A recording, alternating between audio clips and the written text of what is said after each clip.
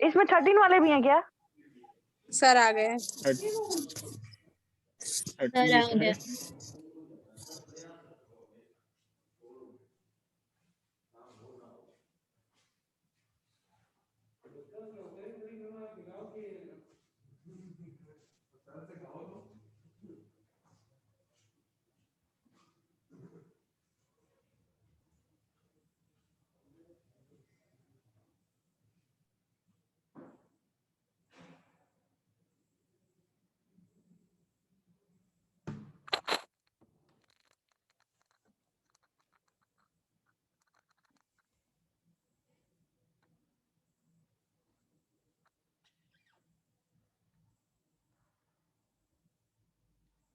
Light चली गई थी कॉलेज में, नेट चला गया। चलो स्टार्ट करते हैं फिर ओके से। सर। तो माइक्रो प्रोसेसर में 3 कंपोनेंट्स है, एक सीपीयू, एक बस, एक मेमोरी। ये 3 कंपोनेंट्स हमारे बेसिक कंपोनेंट्स हैं, जिन पर जो है हमारा मतलब जो भी ऑपरेशंस हैं उनके लिए जो मेन कंपोनेंट्स हैं वही 3 कंपोनेंट्स होते हैं। Memory is used to save data. Memory 2 types की है यहाँ पर, एक रैम और दूसरी रोम। रैम का डेटा के बारे में आपको पता सर है? वॉइस बहुत धीरे आ रही है सर। अच्छा ठीक।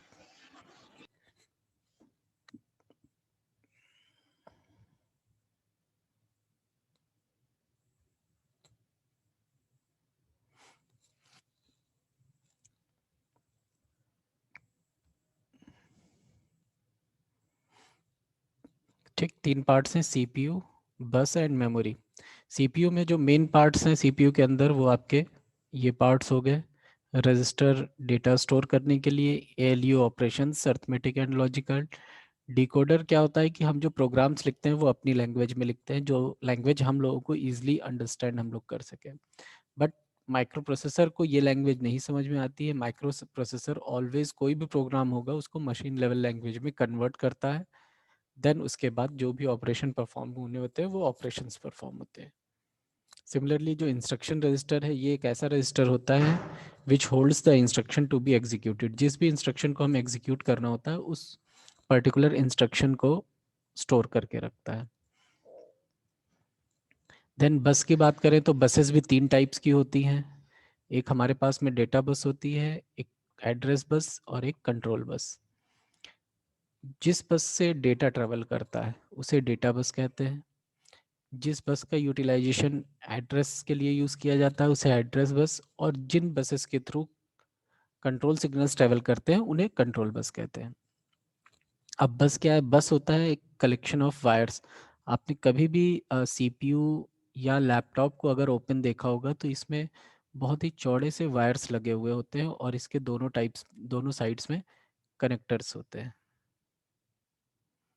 और ये जो चौड़े वायर्स होते हैं नॉर्मली वाइट कलर के होते हैं या ब्लैक भी आपको मिल सकते हैं। एंड ये जो वायर्स होते हैं इन्हीं वायर्स के थ्रू डेटा ट्रेवल करता है या एड्रेस ट्रेवल करता है या कंट्रोल सिग्नल्स ट्रेवल करते हैं। तो इस तरह की हमारी ये डेटा बस होती है। अब डेटा क्या होता है? डेटा एक्चुअली हमारा to and fro both directions में ट्रेवल करता है। तो data bus always by directional होती है। मींस डेटा आपका माइक्रो प्रोसेसर के अंदर भी ट्रेवल करेगा एंड माइक्रो प्रोसेसर के बाहर भी जाएगा। Just a minute. तो जब भी हम माइक्रो प्रोसेसर में बसेस की बात करेंगे तो डेटा जो ट्रेवल करेगा वो आपके माइक्रो प्रोसेसर से आउटसाइड भी जाएगा एंड माइक्रो प्रोसेसर में इनसाइड भी आएगा। क्योंकि जब हम डेटा में कोई ऑपरेशन कर रहे होंगे एट दैट टाइम डेटा जो है हमारा वो इनसाइड मूवमेंट होगा डेटा का। मीन्स ये जैसे इनपुट डिवाइस से अंदर की तरफ आ रहा है डेटा, ऐसे ही जब डेटा में ऑपरेशंस हो जाएंगे एंड हमें डेटा को कहीं माइक्रो प्रोसेसर से बाहर मूव आउट करना है तो इन दैट केस डेटा बाहर मूव करेगा। एंड जब यही ऑपरेशन मेमोरी के डेटा पर होता है, जो मेमोरी माइक्रो प्रोसेसर की है and data is saved in memory, in that case क्या होगा? डेटा बाई डायरेक्शनल होगा। जब डेटा पे ऑपरेशन करना होगा तो data will move inside and जब डेटा को हमें मेमोरी में सेव करना होगा तो डेटा विल मूव आउटसाइड। तो इट मीन्स डेटा जो है वो ऑलवेज बाई डायरेक्शनल होगा। ऐसे ही जब हमें डेटा को सेव करना है मेमोरी में, तो इन दैट केस हमें क्या करना होगा, जो मेमोरी होती है, मेमोरी एक बहुत ही लार्ज स्पेस होता है, and this memory is divided into different parts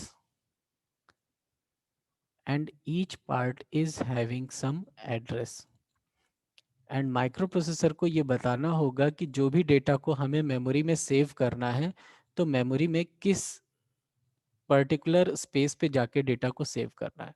तो हर एक पार्ट का एक पर्टिकुलर एड्रेस है, and microprocessor will tell कि किस पर्टिकुलर एड्रेस पे जाके डेटा को सेव करना है। इसीलिए जो डेटा बस होगी, डेटा बस यूनिडायरेक्शनल होगी, और डेटा बस ऑलवेज इस डायरेक्शन में होगी। कंट्रोल सिग्नल्स भी यूनिडायरेक्शनल होते हैं, क्योंकि माइक्रो प्रोसेसर ही कंट्रोल सिग्नल्स सेंड करता है, कोई और माइक्रो प्रोसेसर को कंट्रोल सिग्नल सेंड नहीं करेगा। तो इसीलिए ये भी आपकी यूनिडायरेक्शनल होगी, and it will send control signals like, जैसे इनपुट सिग्नल चाहिए हमें किसी इनपुट डिवाइस से, तो इनपुट डिवाइस को सिग्नल देगा कि be ready to send data, ऐसे ही आउटपुट डिवाइस को सेंड सिग्नल देगा कि किस पर्टिकुलर आउटपुट डिवाइस पे डेटा को सेंड करना है।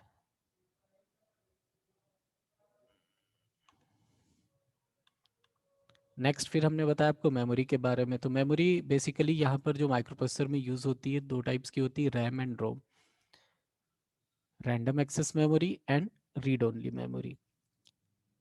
हम अगर रैंडम एक्सेस मेमोरी की बात करते हैं, तो ये मेमोरी वोलेटाइल मेमोरी कहलाती है, एंड पावर कट के बाद इस मेमोरी का डेटा इरेज हो जाता है।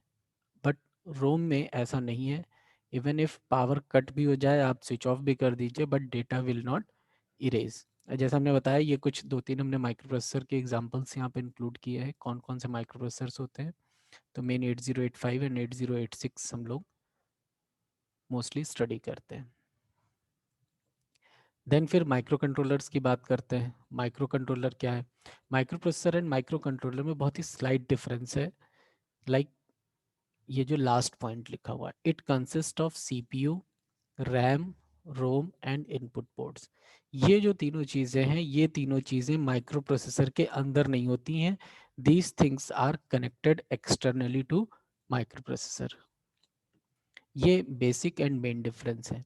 देन जो अदर डिफरेंसेस हैं, कि microcontrollers are use to execute a single task within an application, and microprocessor के केस में क्या है कि ये लार्ज एप्लीकेशंस के लिए यूज होता है। सिमिलरली इसका हार्डवेयर कॉस्ट लो है, और इसकी डिजाइनिंग और हार्डवेयर कॉस्ट बहुत हाई होती है। माइक्रो प्रोसेसर को रिप्लेस करना बहुत आसान है, बट माइक्रो प्रोसेसर जो है उसको रिप्लेस करना आसान नहीं है। ये कॉस्टली भी होता है, एंड ये परमानेंटली फिक्स्ड होते हैं। एंड यहाँ पर CMOS टेक्नोलॉजी यूज होती है, तो it require less power to operate, but यहाँ पर पावर कंजम्पशन थोड़ा सा ज़्यादा होता है माइक्रो प्रोसेसर में।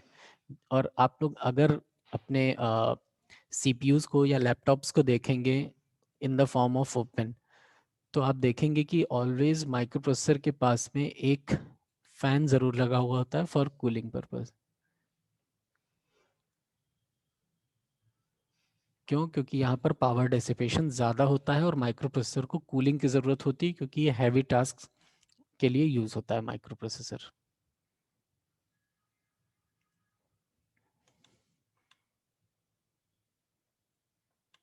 इसके बाद माइक्रो कंट्रोलर के टाइप्स की बात करेंगे। तो माइक्रो कंट्रोलर को जो कैटेगराइज किया गया है, वो डिफरेंट डिफरेंट टाइप से कैटेगराइज किया गया है, जिसमें से हम मेमोरी कैटेगराइजेशन भी करते हैं, आर्किटेक्चर बेस्ड भी कैटेगराइजेशन करते हैं, बिट्स बेस्ड भी करते हैं। तो जैसे यहाँ पर देखिए, बिट्स बेस्ड कैटेगराइजेशन हमने इंक्लूड किया हुआ है। तो जो माइक्रो कंट्रोलर्स का कैटेगराइजेशन है on the basis of bits, तो 8 बिट माइक्रो कंट्रोलर्स होते हैं, 16 बिट माइक्रो कंट्रोलर्स होते हैं, एंड 32 बिट माइक्रो कंट्रोलर्स होते हैं। तो ये डिपेंड करता है कि ये किस तरह से arithmetic and logical operations perform कर रहे हैं, तो उसके अकॉर्डिंग ये जो है माइक्रो कंट्रोलर्स डिफाइन किए गए। और जैसे जैसे हम नंबर ऑफ बिट्स में इंक्रीज करते जाते हैं, वैसे वैसे माइक्रो कंट्रोलर की जो प्रोसेसिंग है वो और ज़्यादा हाई होती चली जाती है। 8051 एक बेसिक टाइप का माइक्रो कंट्रोलर है। इसके अलावा बहुत सारी अदर कंपनीज भी है जो आजकल माइक्रो कंट्रोलर्स बना रही है और जो कि यूज़ होते हैं, जैसे AVR माइक्रो कंट्रोलर हो गया हमारे पास में, एटमेल कंपनी है वो बनाती है, और हर एक के पास जो नंबरिंग होती है माइक्रो कंट्रोलर्स की वो डिफरेंट होती है।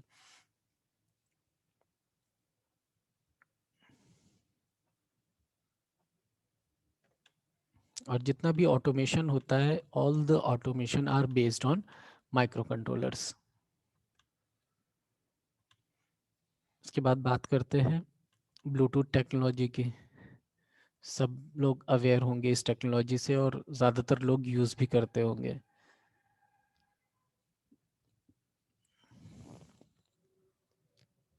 तो सिंबल तो सबके फ़ोन में सबको दिखता होगा, इस तरह का सिंबल होता है ब्लूटूथ का, आप लोग ऑन ऑफ करने के लिए यूज़ करते होंगे। और ब्लूटूथ टेक्नोलॉजी के बारे में जो सबसे मतलब इम्पॉर्टेंट कह सकते हैं वो चीज़ है कि it is used for short range communications. आप कभी भी अगर वायरलेस ब्लूटूथ हेडफोन यूज़ कर रहे हो किसी ने भी, तो आपने देखा होगा कि इसकी रेंज बहुत ज़्यादा नहीं होती है। अगर आप एक रूम से दूसरे रूम में मूव करते हैं और डिवाइस जैसे मोबाइल किसी दूसरे रूम में है एंड आपने ईयरफोन लगा करके किसी दूसरे रूम में चले गए, तो कनेक्टिविटी इशू आने लगता है। जो जो भी आपके स्पीकर से आउटपुट आ रहा होगा वो ब्लर होने लगता है। इट इज़ जस्ट बिकॉज कि जो ब्लूटूथ टेक्नोलॉजी है it is used for short range communications. और नॉर्मली जो इसकी रेंज होती है वो अराउंड 10 मीटर्स होती है जो हम लोग यूज़ कर रहे हैं। सर अटेंडेंस का लिंक।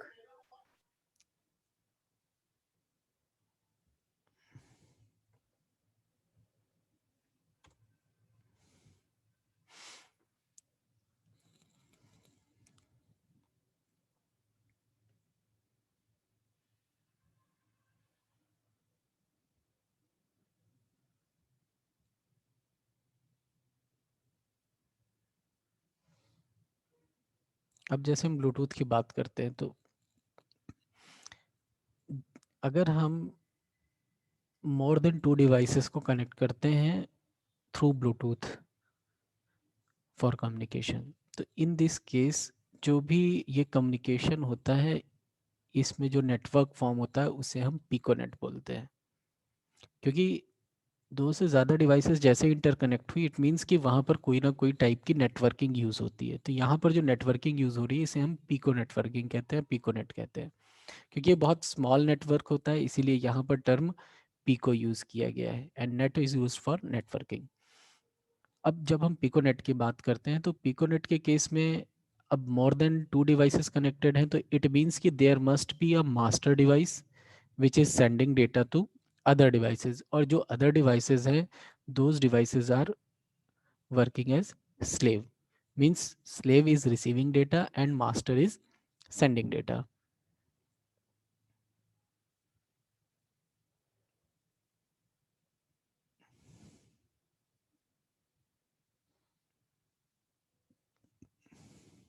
ये देखिए एक स्ट्रक्चर यहाँ पर शो किया गया है। यहाँ पर पिकोनेट और स्कैटरनेट दो जो है चीज़ें शो की गई हैं।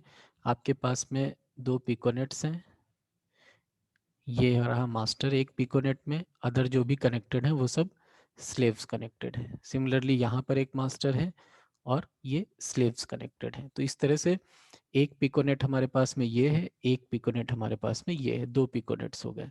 और जब इन दोनों पिकोनेट्स को हम ऐड कर देते हैं यूजिंग अनदर डिवाइस, तो इन दैट केस हम इसको कहते हैं scatternet.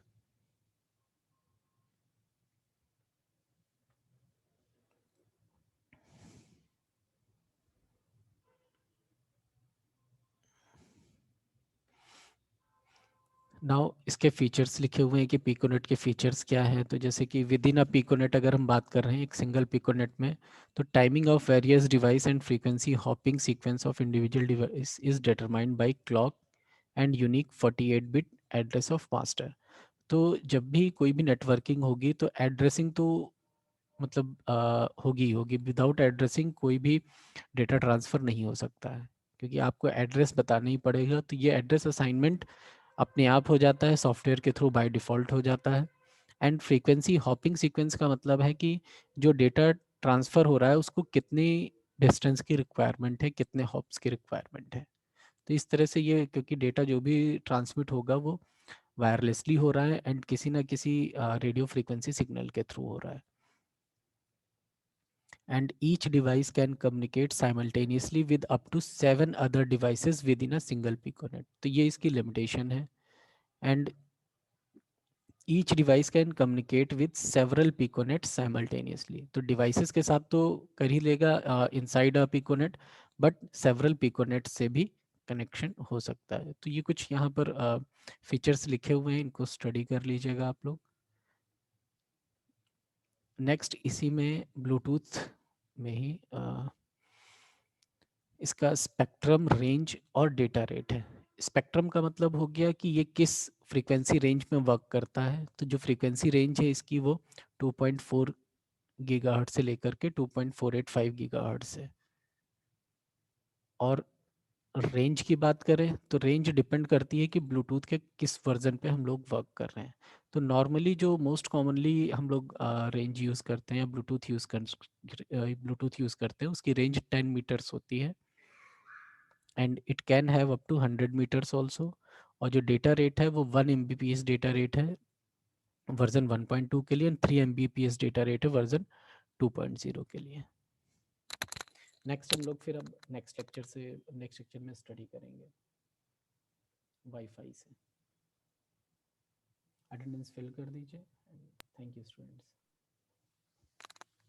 Thank you sir. Thank you sir. Thank you sir. Thank you. Thank you sir.